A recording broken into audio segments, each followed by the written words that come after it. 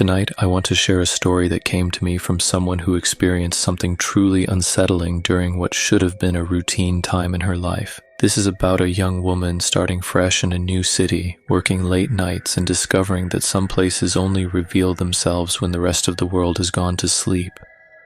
Before we dive in, I want to remind all of you to stay aware of your surroundings when you're walking alone at night, especially in unfamiliar areas.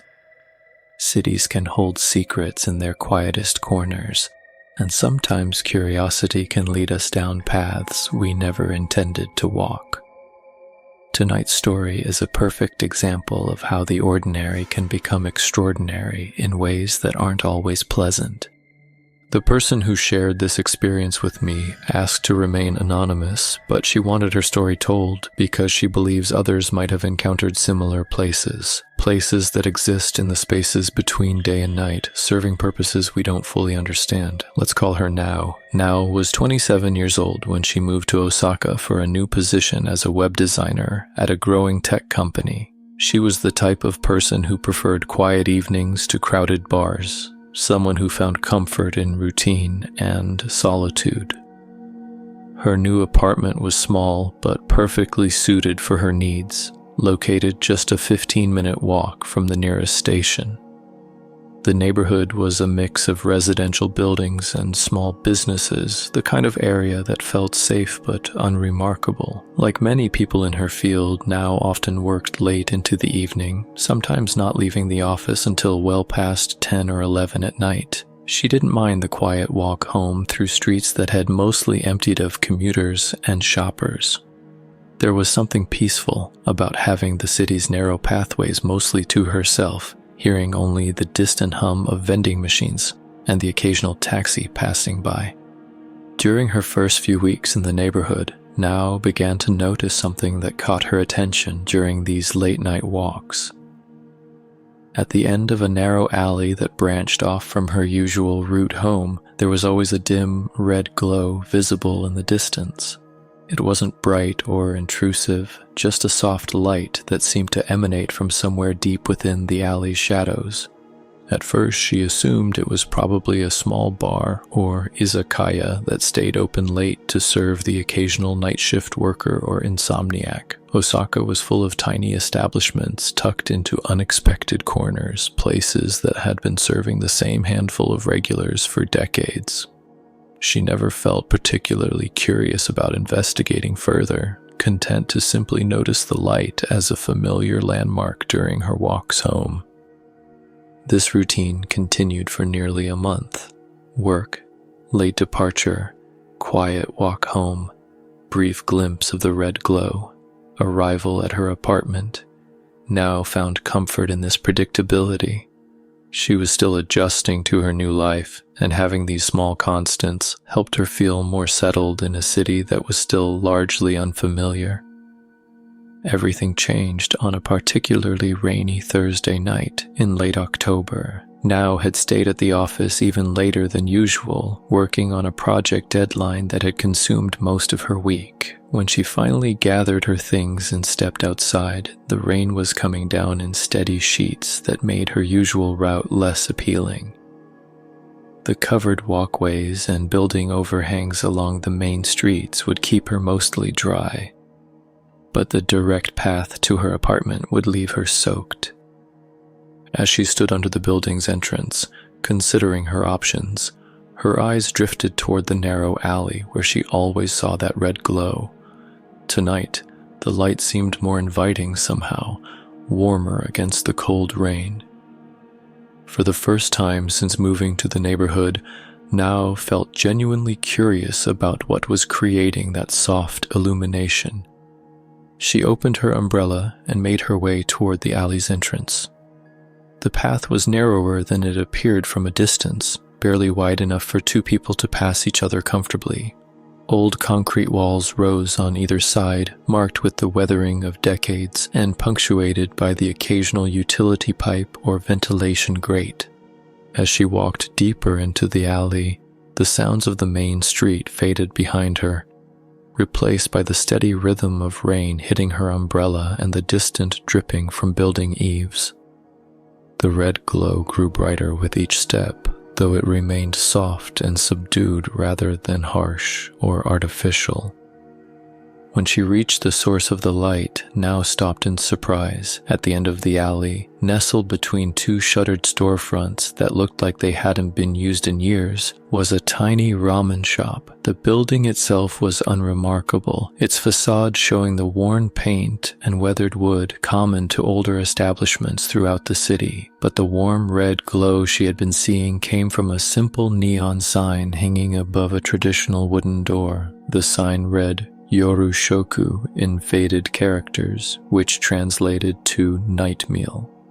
Below the main text, smaller writing indicated the shop's hours, though the characters were too worn for her to read clearly from where she stood. What struck her most was how clean and well-maintained everything looked despite the building's aged appearance. The small windows were spotless, the wooden door frame showed signs of recent care, and even the narrow strip of pavement in front of the entrance had been swept clean. Nao stood there for several minutes, rain drumming against her umbrella as she studied this unexpected discovery. She couldn't understand how she had never noticed this place during her daytime explorations of the neighborhood. The alley itself was clearly visible from the main street, and she had walked past its entrance dozens of times.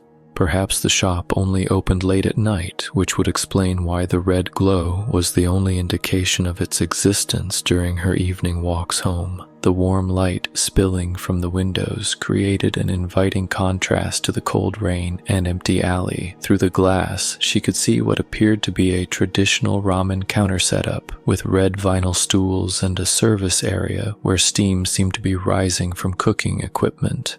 The interior looked cozy and well lit, exactly the kind of place that would appeal to someone who had just spent 12 hours staring at computer screens. After another moment of hesitation, Nao closed her umbrella and approached the wooden door.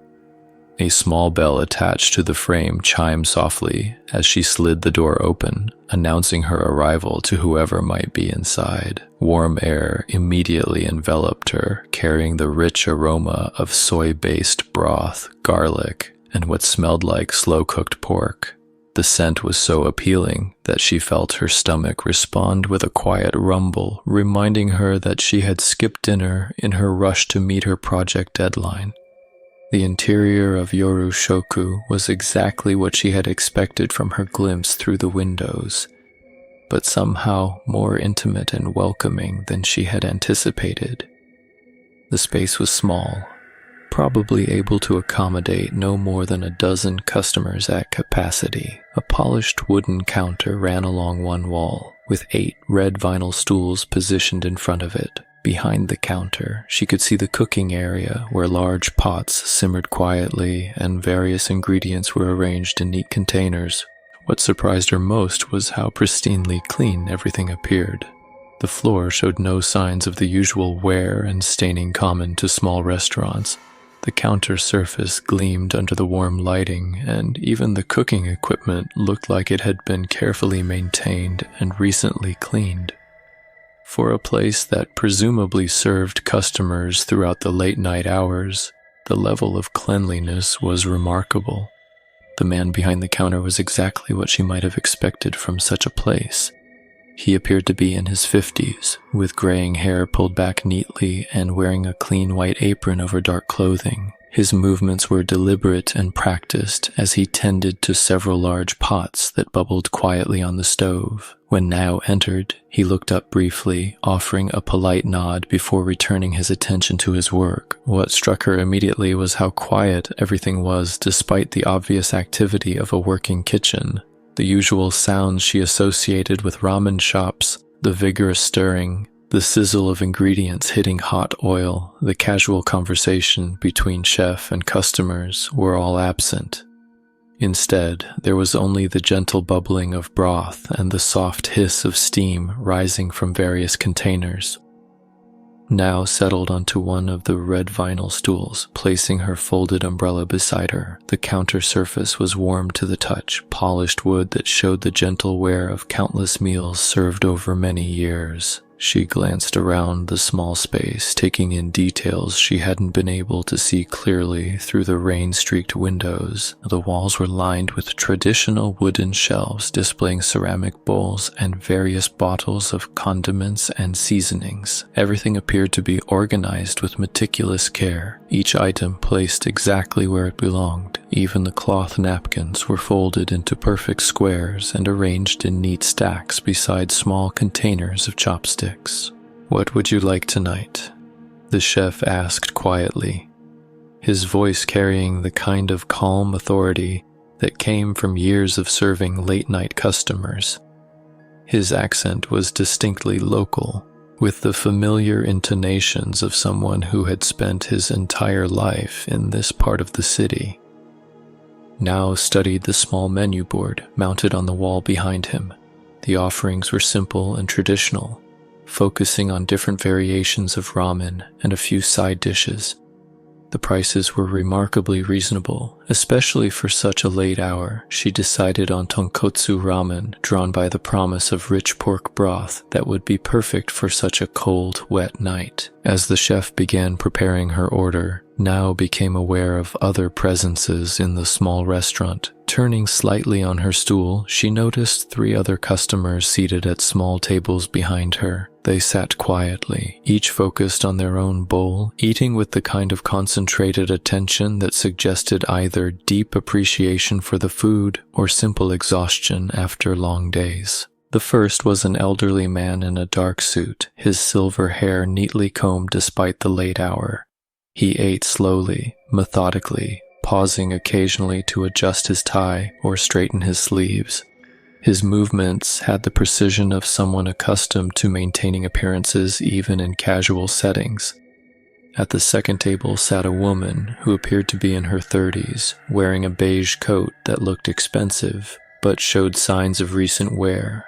Her dark hair was pulled back in a simple ponytail, and she kept her eyes focused downward on her meal, never looking up at the other customers or toward the counter where Nao sat. The third customer was a young man, probably university age, wearing a hoodie and jeans that suggested he might be a student returning home from late-night studying or part-time work.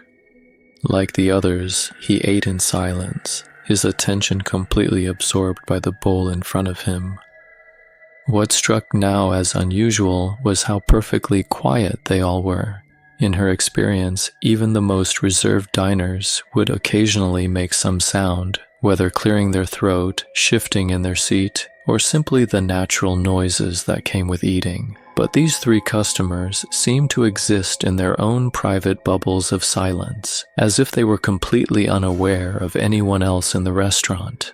The chef worked with impressive efficiency, his hands moving with the kind of muscle memory that only came from years of repetitive practice. He assembled her bowl with careful attention to detail, arranging slices of pork, green onions, and bamboo shoots in patterns that were both functional and aesthetically pleasing. The broth he ladled over the noodles was a rich, creamy white that immediately filled the air around her with its savory aroma. When he placed the bowl in front of her, steam rose in gentle spirals that caught the warm light hanging over the counter.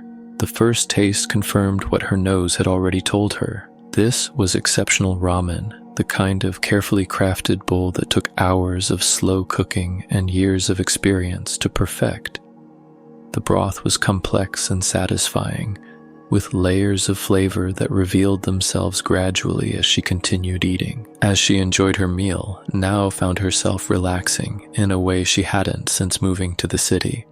There was something deeply comforting about this small, warm space tucked away from the busy world outside. Rather than feeling the quiet atmosphere awkward or tense, began to feel peaceful and restorative. The chef occasionally moved around the small kitchen area, checking on various pots and containers, but he never seemed rushed or stressed despite the late hour. His presence was steady and reassuring, like someone who had found his proper place in the world and was content to remain there. Nao glanced at the clock mounted on the wall behind the counter. It was nearly 2:30 in the morning, much later than she had realized. The rain outside seemed to have intensified, creating a steady drumming sound against the windows that made the interior feel even more cozy and protected. She noticed that despite the late hour, the 3 other customers showed no signs of preparing to leave. They continued eating at the same unhurried pace, their movements so consistent they seemed almost rhythmic. The elderly man still adjusted his tie periodically, the woman in the beige on her bowl, and the young student coat remained focused, maintained his concentrated attention on his meal. Something about their stillness began to feel less peaceful and more unusual the longer she observed them. None of them had spoken a word since she arrived. None had made eye contact with her or each other, and their eating patterns seemed unnaturally regular, as if they were following some predetermined schedule rather than responding to hunger or taste. Now finished her ramen and sat back, feeling satisfied and warm despite the strange atmosphere. She reached for her wallet to pay, but the chef shook his head gently. "First-time customers eat for free," he said quietly, his expression remaining neutral but not unfriendly. "But you'll need to pay next time." She thanked him, though something about his phrasing struck her as odd. The certainty with which he spoke about suggested her returning.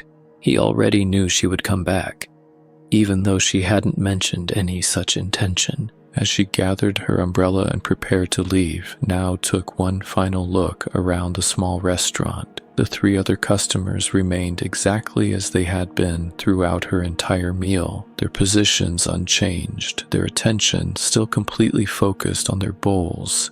Even their breathing seemed synchronized, rising and falling in the same steady rhythm. The chef watched her prepare to leave with the same calm expression he had maintained throughout the evening. As she slid the door open, the small bell chimed again, and cold air rushed in to mix with the warm atmosphere of the restaurant. "Be careful walking home," he said softly as she stepped back into the rainy alley. "The streets can be dangerous for someone alone at this hour." Now nodded her thanks and opened her umbrella, stepping back into the narrow passageway that led to the main street. As she walked away from Yorushoku, she could still see the warm red glow reflected in the puddles behind her, creating rippling patterns of light on the wet pavement. The walk home felt different somehow, though she couldn't quite identify why. The rain continued steadily, and the streets remained as empty as they had been earlier.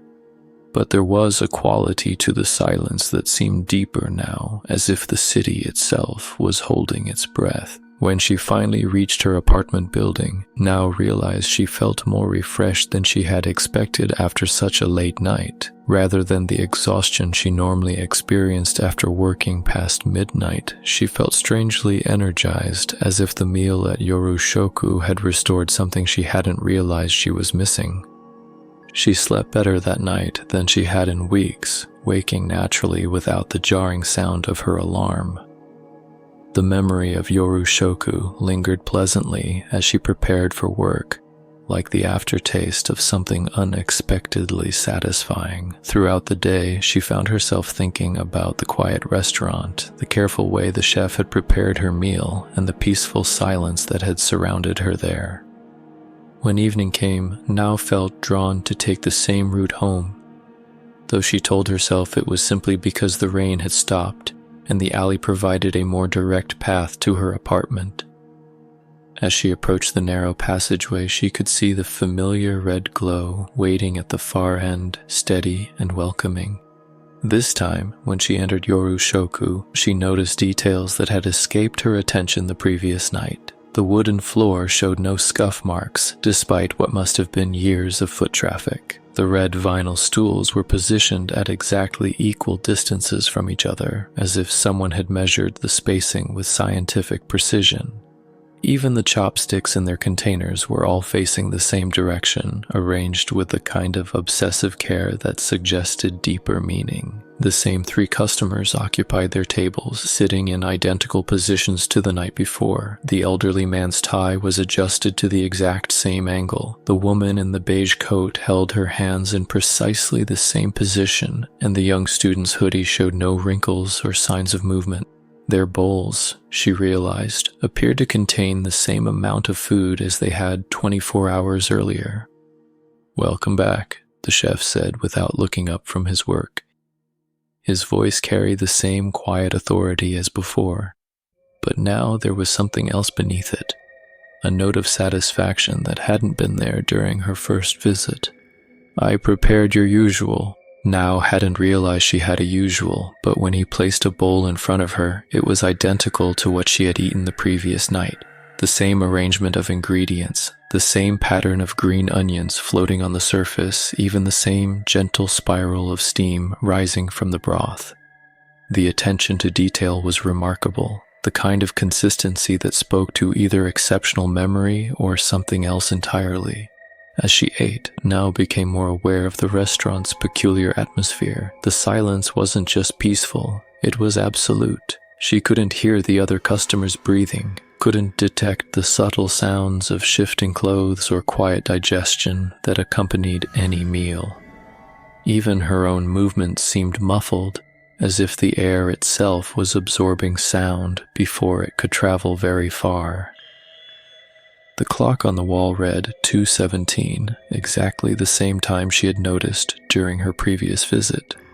She watched the minute hand for several moments, but it remained perfectly still, frozen at that precise position. When she mentioned this to the chef, he glanced at the clock with mild interest. "Time moves differently here," he said simply. "Some people find that comforting." She finished her meal feeling the same strange energy as before, that sense of restoration and renewal that seemed disproportionate to a simple bowl of ramen. When she reached for her wallet, the chef shook his head with the same gentle gesture as the night before. "Second visit is also free," he said, "but after that, you'll need to pay." Walking home now felt a growing sense of anticipation she couldn't quite explain. The idea of returning to Yorushoku the following night seemed not just appealing but necessary, as if she had stumbled upon something she had been searching for without realizing it. The restaurant had filled a need she hadn't known existed, providing a kind of nourishment that went beyond mere food. The pattern continued for the rest of the week. Each night she found herself drawn to the narrow alley, each time discovering the warm red glow waiting for her arrival. The three customers never changed, never moved from their positions, never acknowledged her presence or each other. They seemed to exist in a state of perfect suspension, neither eating nor not eating, neither present nor absent. The chef's routine remained equally consistent. He prepared her meal with the same meticulous care, arranged the ingredients in identical patterns, and served her at precisely the same moment each night.